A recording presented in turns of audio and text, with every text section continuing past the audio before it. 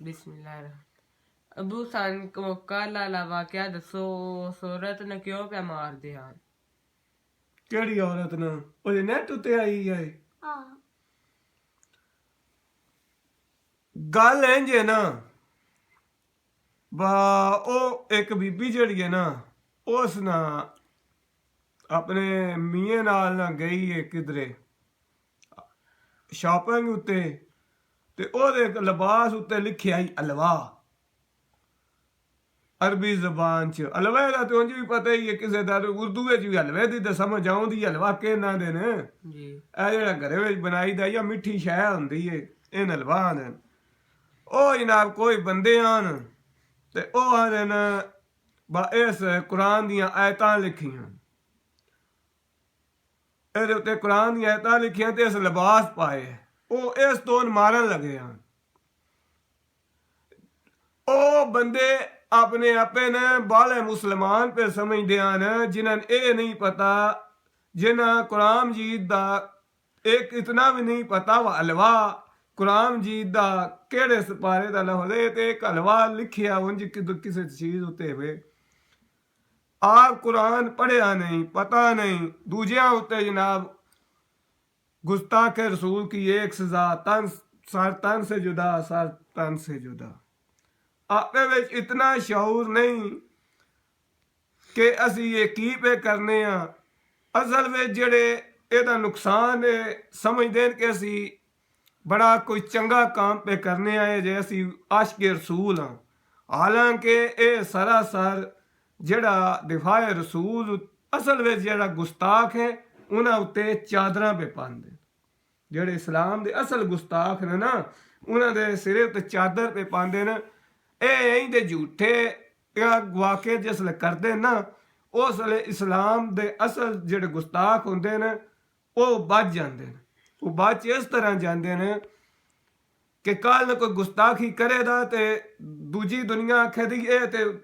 ना भी कोई गुस्ताखी करे उन्हें गुस्ताख रसूल आखदे न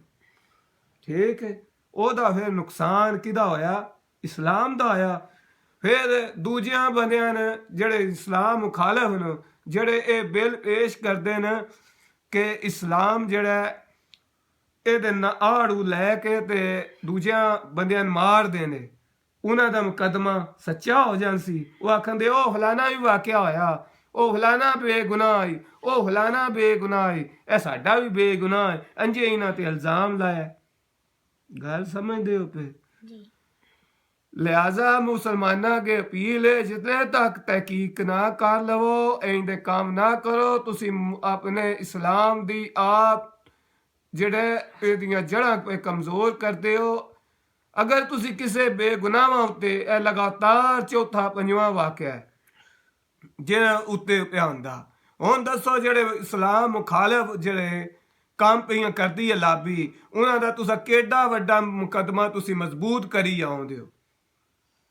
गले गले नाल ओ गुस्ताख रसूल गले गले नाल तुहीन ते जेड़े असल तुहीन करदे न ओ मुकदमे पेश करदे न फलाना भी बेगुनाह आई ओ फलाना भी बेगुनाह आई ये ते है नहीं जैल ये ते इंज न खुदा दा नां जे ओ ऐ साडे हत्थां वल्लों वेखो ओ ना इस्लाम दा बदनाम करो ओ आप जनाब सीधा कलमा नहीं पढ़न आउंदा कुरान मजीद कदी खोल के नहीं पढ़िया दूजिया उत्ते गुस्ताखी दे फतवे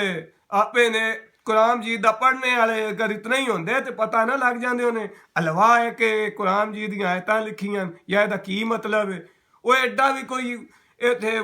जितना भी रेहा मुसलमान होवे इंज बाजारां में कोई आयतां पा के ते फिरदा है वो जेड़े असल में तौहीन करदे न इस्लाम दी उन्हां दे ते तुसी पैरा भी धो के पींदे हो खुदा दा ना जे इस्लाम दा मुकदमा ना खराब करो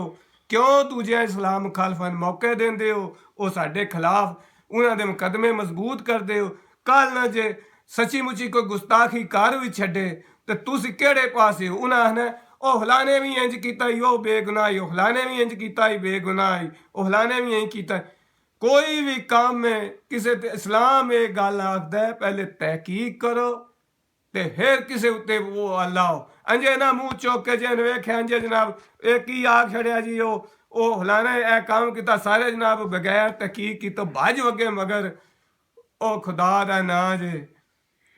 ਖੁਦਾ ਦਾ ਨਾਂ ਜੇ। ਇਸਲਾਮ ਨੂੰ ਨਾ ਬਦਨਾਮ ਕਰੋ, ਨਾ ਉਹਦਾ ਇਸ ਮੁਕੱਦਮਾ ਖਰਾਬ ਕਰੋ। ਤੇ